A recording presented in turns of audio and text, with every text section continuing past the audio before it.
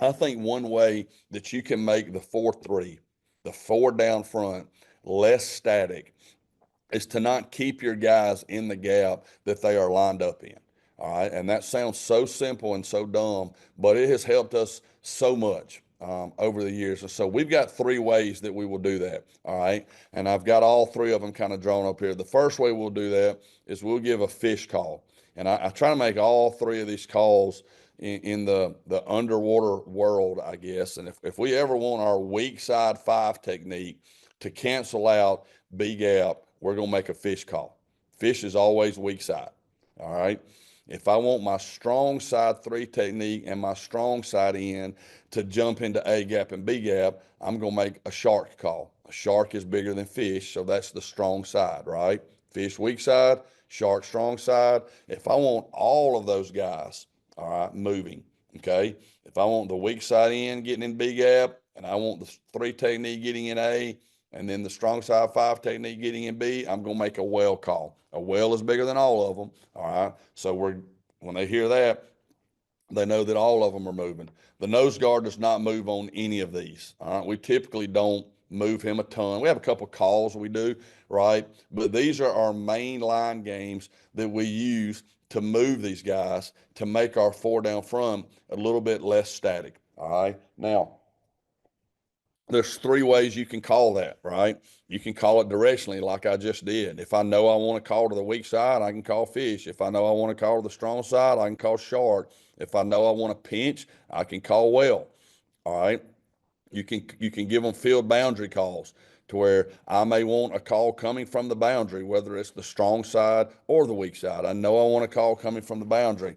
I can do that. I can field boundary it. All right.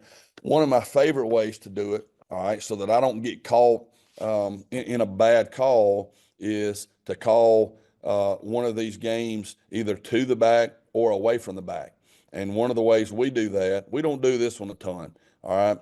I'm not a huge field boundary call guy, all right? I usually wait pretty late to see the call, so when the offense lines up, I'm going to get the call in late so I can see, the formation, whether it's field boundary, and make my call that way. All right. But I really do like this way right here where you call it to or from the back. Okay. Here's why. If I've got a zone scheme, all right, if I've got a zone scheme, let's say the back, and I should have drawn it up. Let's say the back is strong, all right, and I think they're going to run zone weak. All right. I love a fish call to that. If this tackle is going to try to zone step the defensive end and they're going to double and work up here, and I can jump a guy in that B gap right here and cancel out that B gap on the zone, and I know that's what they're going to do, then I'm going to give, instead of giving a fish, shark, or a whale call, I'm going to give the Mike linebacker who gets all our calls for us a tank or an Army call. And if I want the call coming away from the back, I'm going to give him Army. If I want the call going to the back, I'm going to give him tank. And so what he would do is if he's got an Army call for me and he sees the back set strong side, he's going to give him a weak side fish call. And I got that defensive end coming up underneath the front side of the zone, all right, canceling out that B gap. We got a lot of film on this, so I'm going to jump through this here in just a second. But those are 3 really, really easy ways to call it. And like I said, we go directionally more than anything, just calling fish, shark, or whale, all right? And then we use tank or Army a good bit. All right, so if you'll watch this guy, he's working the same plug step, get back vertical, overtake C gap, try to spill the football to this corner, who is a pretty physical corner for us. All right, if you'll watch his footwork, inside step, and he gets right back vertical, and now he's square, all right, and we can take that run game away. If they were running the ball right there, we feel like we got our big defensive end sitting in there, all right, that can hopefully make the tackle or spill it out to this corner who, like I said, was a good tackler and a good football player for us. But that's something you can do with these nub sets, right? If you want to, just play straight up base and let him play whatever technique you want, or play some games with him and spill it out to a guy that can tackle. And we ended up getting a pass off of that and got the pick off of it, which had nothing to do with the game. But I really like his footwork right here and how he gets square in that gap.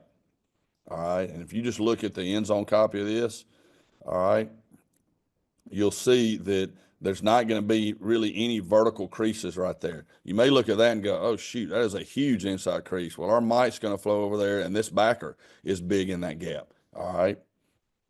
he just saw the pass and got the tip off of it. All right. I'll try to keep track of time so that I can roll through all of this. And this is going to be another fish call right here. All right. This was this defensive end right here. He's working a fish call, strong side of the formation over here. We got normal 10, normal trips, and we just decided to shoot him underneath the gap right here. Try to spill that ball to our wheel. Got a pass off of it. He gets back there and just creates havoc. It just messes everything up for us. All right. So those are our weak side fish calls. We got a bunch of other ones I could show you. All right. But let's jump into some of the strong side calls and look at those and talk about why we run them. Okay. So if you remember, the shark call is going to be the strong side of the formation. All right. So it should be these two guys. All right. This should be, so the 3 technique should be jumping in A gap, and the 5 technique should be jumping in B gap. And again, your linebackers, all right, have to be on the same page so that they know that their gaps are canceled out. Nobody else is moving. The shade's playing A gap.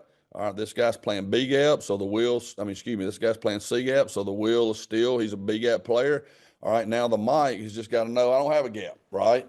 What I don't want this guy doing, all right, what I don't want the Mike doing, and I've got some good and bad clips on here, is just because his gaps are being taken over, I don't immediately want him running here. Like, I want you to fit the football, all right? And that's something that you have to coach with those guys every day, right? So, again, here's the shark call. There's the 3 technique, all right? He's getting a double team, so he's going to be big in the double team, all right? He's trying to get back vertical. This kid was a lighter kid, so we had to work with him a lot on trying to get back vertical because he would get washed really, really easy on that, all right? But, all right, he's getting doubled too. So if you look at this, there's not going to be any inside creases. All right, you spill the strong side of the formation, right, by running that shark call, and then if it's passed, now those guys just transition into their pass rush. All right, go back and look at the end zone copy of this. I'll say this: I don't necessarily like this versus pass. That's why I put this in here. I'd rather run this, versus a run. All right, if it's pass, I want those guys transitioning into a pass rush and working through their gap. You'll see the shark call. We don't really get anything right here off the shark call. And you can see, though, against the run, everything is clogged up. The Mike would have his eyes on the back. He would go fit out here and be the spill player. The wheel's still big in B. And our defensive end takes an inside rush right here just because there was a huge gap and he got quick set, and that was something we worked on with him all week. But that's an example of a shark call. Here's a couple other shark calls. We'll go tight copy. So it should be these two guys. Again, the shade's going to stay big in A. All right, he's staying outside in C. Will's still a B gap player. We're going to cancel out A gap and B gap. Let the Mike go fit the football. All right. We're playing our nickel a little bit different. So the Mike would be the spill player. He's really, this receivers, they were really good. So we detached him from the box right here on this particular call and had him kind of playing a buzz technique where he was going to get him, try to slow that guy's release down really. And then when he got run, fall back into the run. That's why he's detached from the box as much as he can right here. But you go look at this end zone copy. I really like how those guys are really trying to put themselves into those gaps right there. And they're getting down blocked on. But what you do at that point is you just try to win. And you making sure you're spilling that gap out there to the Mike linebacker, who I told you a while ago I did not want him to immediately just go fit outside of them. The reason he's doing that right here, is we had him assigned as the quarterback player on this particular play on the zone. That quarterback goes back to scouting like we talked about earlier, would pull it off the zone. So we had him assigned as the quarterback player, so he's getting really tight. So he can go be the quarterback player off of that. All right. And ball popped on us a little bit, but that 3 technique, all right, this jumping into A gap, sees the ball, and he just works and gets flat down the line of scrimmage and gets over there and gets a tackle for us. All right. So even though obviously I would like it much better if he could get up into that A gap and get in that backfield and create a negative play, it didn't work out. There was nothing there. So he just kept working flat down the line of scrimmage for us and got over there and made a tackle on a ball that looked like it was about to pop.